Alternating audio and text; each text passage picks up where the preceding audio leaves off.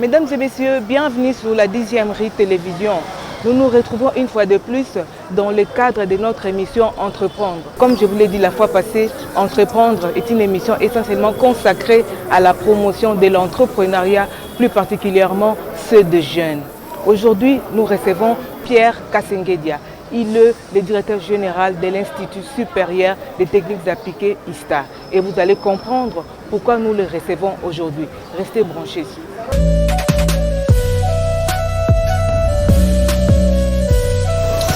Monsieur Pierre Kassengedia Mutumbe, bonjour. Bonjour. Vous êtes le directeur général de l'Institut supérieur des techniques appliquées ISTA.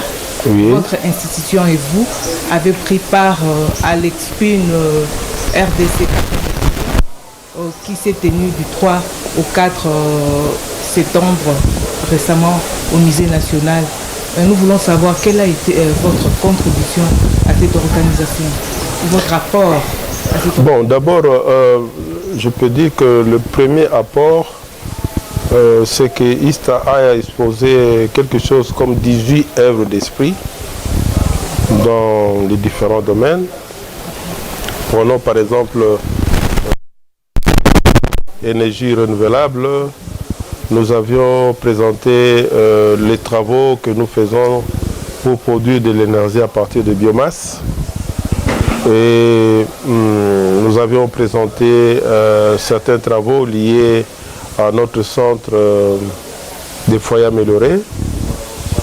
Et nous avons présenté des respirateurs artificiels. Je crois 3 types de respirateurs artificiels qui sont produits par des laboratoires différents, notamment notre laboratoire de mécatronique dirigé par le professeur Simon Kidiambeka et celui de la mécanique dirigé par le professeur Tiabembi. Et ce qui est vraiment très intéressant, nous avons nos étudiantes présentées. Il y a une étudiante je crois c'est de 2e génie électromécanique, si ma mémoire ne me trahit pas, à présenter une solution comment produire l'électricité à partir de l'urine. Comment à partir de l'urine produire de l'électricité et des engrais biologiques. Nous avons une autre étudiante qui a présenté son système intelligent pour détecter les produits pharmaceutiques périmés. Et nous avons aussi une étudiante qui a présenté un système expert, intelligent de détection des pannes dans les systèmes informatiques médicaux. Il y a aussi d'autres solutions qui ont été présentées et comme vous le savez, il y avait 8 prix parmi non, le... Oui. Merci. Parlons d'abord des expositions que vous avez faites dans votre stand que nous avons eu à visiter. Parlons des respirateurs pour soigner les malades à Covid-19. Dites-moi un peu, est-ce que le ministère de la Santé déjà saisit de ces produits? Bon, ce qui est vrai, pour le moment, nous avons fabriqué ça, expérimenté ça au niveau des laboratoires. Nous sommes dans le processus de l'homologation avec le ministère de la Santé et ça demande un peu du temps. Mais par contre, j'ai oublié de vous parler de quelque chose de très important. Nous avions présenté notre étude de faisabilité technique pour produire à échelle semi-industrielle de l'oxygène médical. Et pour lequel d'ailleurs nous avions reçu le soutien du président de la République qui a demandé à ce qu'on puisse nous financer et je profite de cette occasion pour remercier son Excellence le président de la République pour ce soutien. Oui, parlant toujours de ces respirateurs, est-ce que l'ISTA sera-t-il en mesure de les produire en grande quantité pour aider les malades de la République démocratique du Congo? Bon, nous, notre vision est la suivante. Chaque fois que nous avons ce genre de produits, quand on aura l'homologation, nous allons créer un start-up. Donc il y aura une entreprise spécialisée pour faire cela. Naturellement, on va s'organiser pour que toutes les conditions soient réunies de façon à produire ne fût-ce qu'à l'échelle semi-industrielle. Monsieur le directeur général, lors de cette expo Expin RDC, il était question pour les jeunes étudiants de présenter leurs œuvres d'esprit.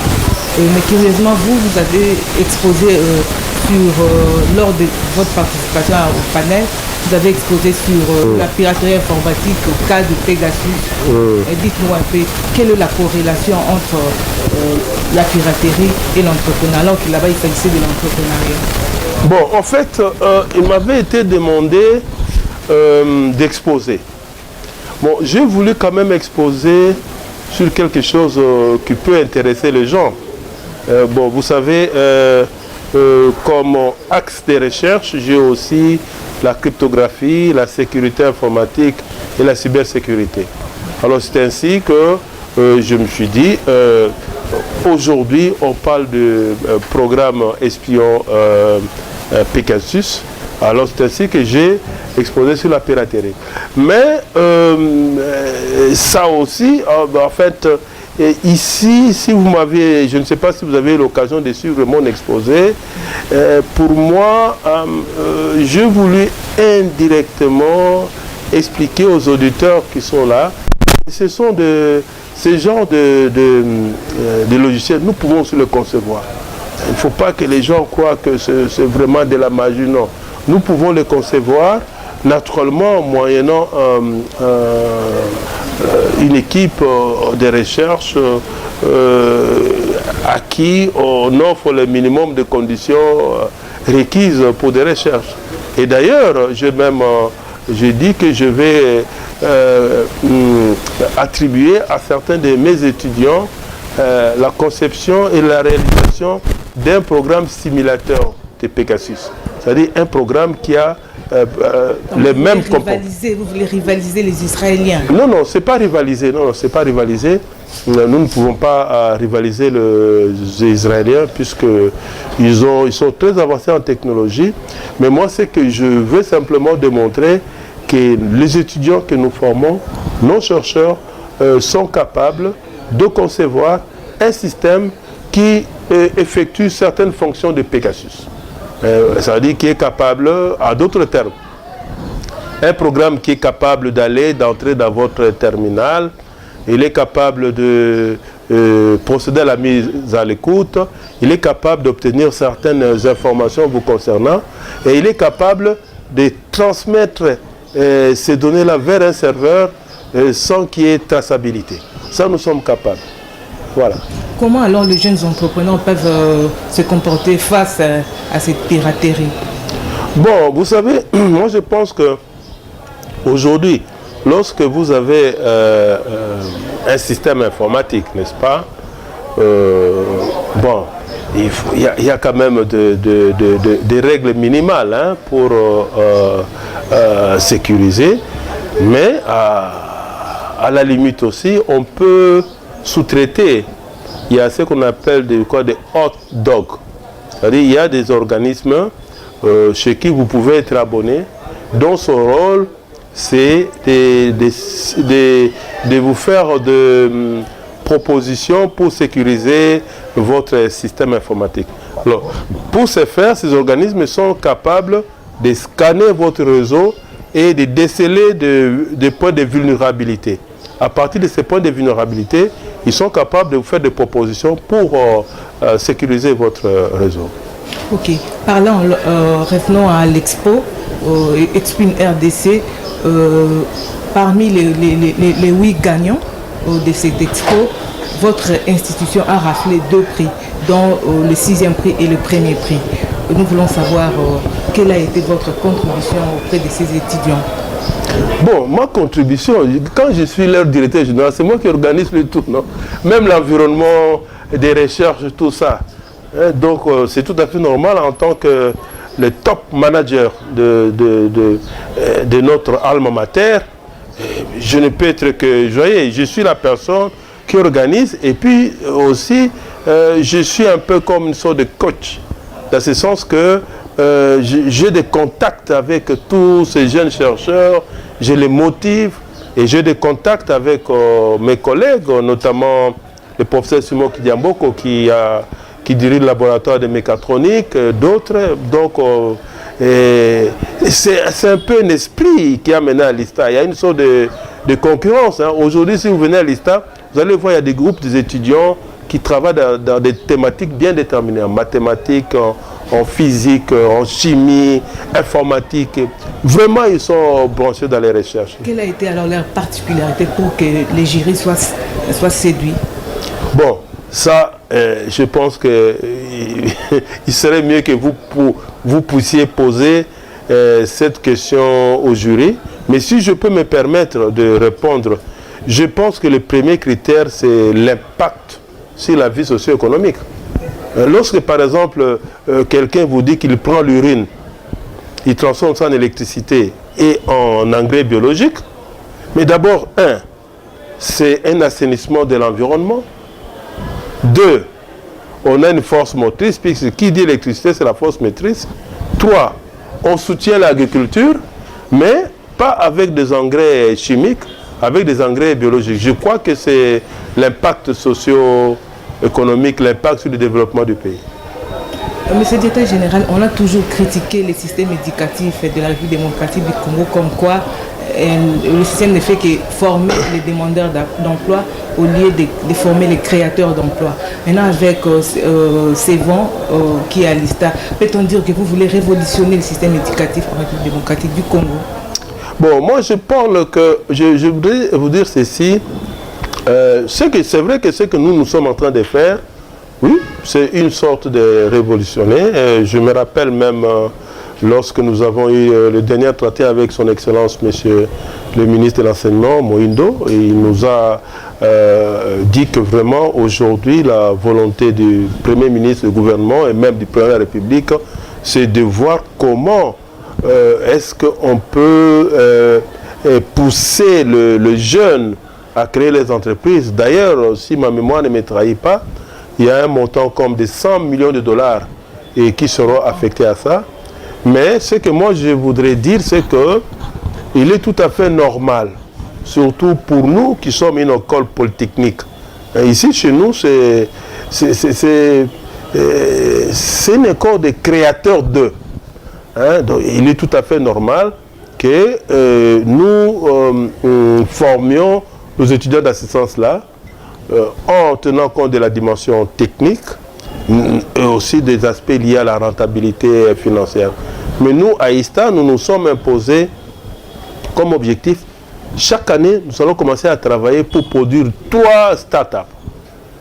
Et dans chaque startup, on aura comme actionnaire ISTA, 2 professeurs ou 3 professeurs d'université et aussi des étudiants qui vont travailler ensemble. Voilà. Parlons alors de Hermeline Land, votre étudiante qui a remporté le premier prix. Concrètement, qu'est-ce qu'il a gagné? Oh, d'abord, la première chose, lorsqu'on vous proclame première sur toute l'étendue de la République, et puis n'oubliez pas qu'il y avait 22 candidats des différentes universités, ainsi supérieures. Ça, c'est la première chose, c'est quand même la considération quand même. Ça, c'est la première chose. Hein. Pour moi, c'est d'ailleurs la plus importante. La deuxième chose, un voyage pour Dubaï, où il va rencontrer de potentiels investisseurs. Et je sais aussi qu'il y a une société, je crois, une banque qui lui a accordé $500 pour préparer son voyage.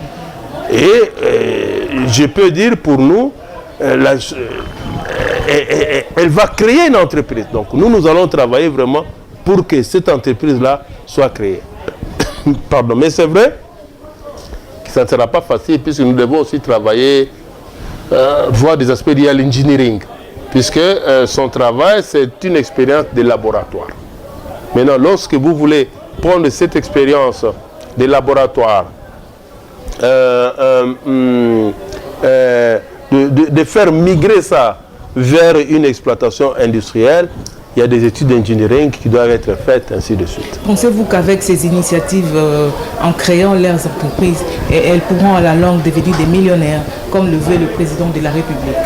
Naturellement, madame, ce n'est pas pour rien que nous nous disons que nous voulons devenir des Massachusetts Institute of Technology de la RD Congo. MIT, c'est une des plus grandes polytechniques du monde et qui a un budget annuel de 22 milliards de dollars. Ça veut dire, en d'autres termes, le budget de cette université, c'est 3 fois le budget de notre pays. Alors, ce n'est pas pour rien. Ça veut dire que nous voulons un jour produire des... grands. Ah oui, il le faut. Vous savez, j'ai toujours dit que si ISTA est malade, le Congo ne peut pas se développer. Puisque ISTA, en fait, c'est quoi? Vous avez des filières comme la mécanique, l'électricité, l'électronique, l'informatique appliquée, la télécommunication, la maintenance industrielle, maintenance médicale, l'aviation civile, l'environnement, la météorologie et le génie biomédical. Donc c'est tous ces domaines qui font que ça soit ISTA. Et on ne peut pas développer un pays sans avoir des ingénieurs venant de ces différents domaines. Oui, monsieur le directeur général, d'après vous, quelle est la place qu'occupe l'entrepreneuriat de jeunes en République démocratique du Congo?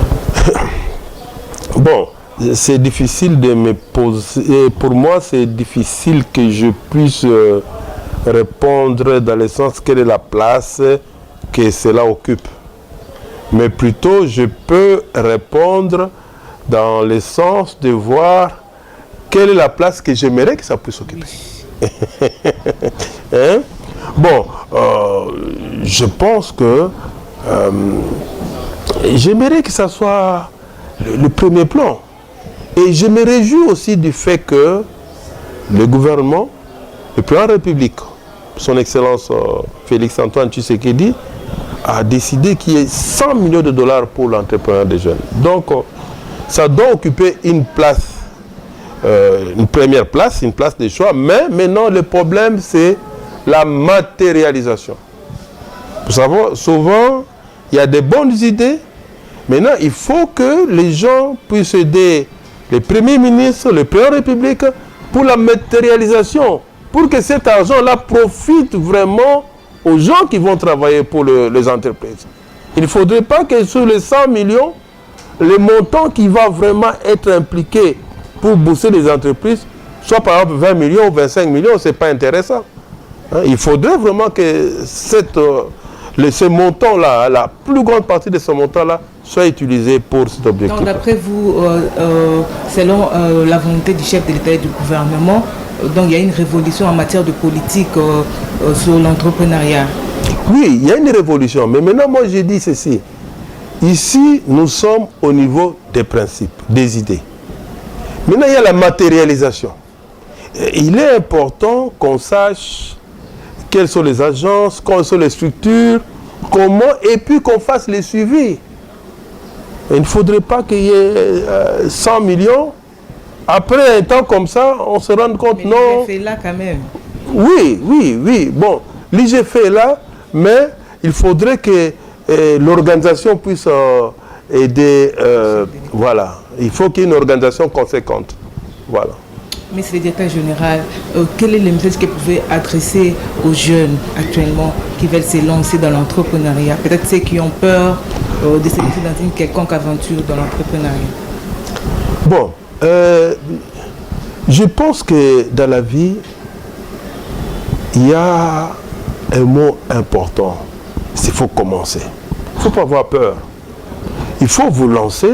Bon, naturellement, il faut aussi dire que ce ne sont pas tous les jeunes qui ont des aptitudes pour être des entrepreneurs. Mais d'une manière générale, ils doivent avoir le courage de commencer. Et nous autres aussi, nous qui organisons l'enseignement, nous devons tout faire pour leur donner le minimum de notions dont ils ont besoin pour pouvoir se lancer. Et comment alors se porte l'institution que vous dirigez et comment vous faites pour gérer tous ces personnels ici à l'ISTA? Bon, d'abord, je crois qu'en venant à l'ISTA, vous voyez que c'est calme comme un collège. Hein. Moi, j'ai fait mes études au collège Boboto. J'ai fait toutes mes études chez les jésuites. Je vous dis que c'est calme. Et puis, je vous dis qu'aujourd'hui, l'esprit a beaucoup changé. Et je m'en réjouis. Et je vous ai expliqué ici aujourd'hui, On peut faire la ronde avec vous, vous allez voir, s'il n'y a pas il y a des groupes d'étudiants qui sont en train de travailler sur des thématiques. Bon, le reste, je peux dire que Dieu nous prête main forte, hein, puisque si vous faites quelque chose et que vous n'avez pas la bénédiction divine, il est très important d'y arriver. En tout cas, ça se porte très bien. La République démocratique du Congo peut vraiment compter sur l'ISTA. En tout cas, ce n'est même pas à moi de vous le dire. Allez poser la question à ceux qui dirigent la commune, au bourgmestre. Allez poser la question au gouverneur de la ville province de Kinshasa, toutes les autorités. Je peux vous dire qu'ils vont vous dire qu'ils ont senti qu'on peut compter sur nous. Je vais vous donner un exemple très simple. Monsieur le bourgmestre de Barumbu, un jour, il est venu avec un bourgmestre d'une commune de Bruxelles, hein, je crois de Saint-Josse. Et nous l'avions fait visiter nos laboratoires, tout ce que nous faisons. Mais ce bourgmestre belge, il était étonné. Il dit qu'il ne pouvait pas s'imaginer que ça puisse se passer ici chez nous. Mais tout ce que nous demandons à nos autorités, est de nous faciliter les tâches, de nous confier certains projets. Il n'est pas bon. Par exemple, les respirateurs artificiels, nous pouvons en produire et nous pouvons encore produire moins cher. Puisque nos respirateurs artificiels que nous voulons produire à l'ISTA, les montants, ça ne peut pas dépasser 8 000 à 9 000 $. Alors que normalement, un respirateur artificiel, c'est autour de plus ou moins 30 000 $. Il y a des choses que nous pouvons produire moins cher, de qualité aussi. Alors c'est mieux que notre gouvernement nous fasse confiance, nous confie tout ça, et ça va nous permettre de nous développer. Puisque une université qui ne travaille pas en synergie avec les milieux industriels, les milieux professionnels, il est très difficile que cette université puisse réellement se développer. Merci, monsieur le directeur général. On se retrouve prochainement. C'est moi qui vous remercie.